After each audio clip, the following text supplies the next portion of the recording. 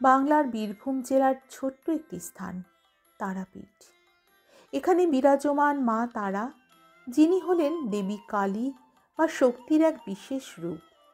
তাঁকে বলা হয় করুণাময়ী তারা মা, যিনি ভক্তের দুঃখ দুর্দশা দূর করেন তার মাতৃত্বের পরশে।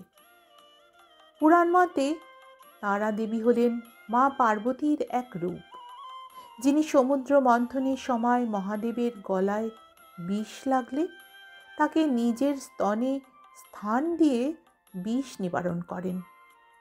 এই মাতৃসুলভ দয়া থেকেই তার নাম হয় তারা, যিনি উদ্ধার করেন।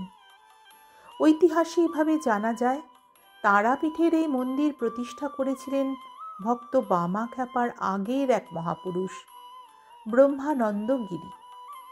তবে বর্তমান মন্দিরটি তৈরি হয়েছিল 19 শতকে জমিদার রামচন্দ্র চট্টোপাধ্যায়ের উদ্যোগে।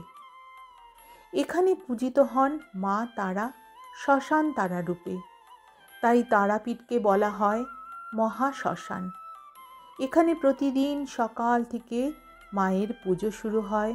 মঙ্গল আরতি, চন্দনপট্টা পূজা এবং ভোগ আরতি দিয়ে।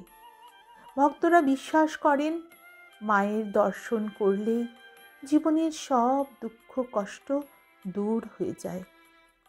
বামাখ্যাপা, যিনি মায়ের পরম ভক্ত, নিজের দেহ মনে তাকে অনুভব করতেন। তার অলৌকিক সাধনায় তারাপীঠের নাম ছড়িয়ে পড়ে সারা ভারতবর্ষ জুড়ে। আজও প্রতিদিন হাজার হাজার মানুষ আসেন মায়ের দর্শনে। কারো প্রার্থনা সন্তানের জন্য, কারো স্বাস্থ্যের জন্য, কারো বা শান্তির জন্য। সবাই একটাই বিশ্বাস নিয়ে মাথা নত করেন, মা তারা শুনবেন, মা তারা রক্ষা করবেন। জয় মা তারা।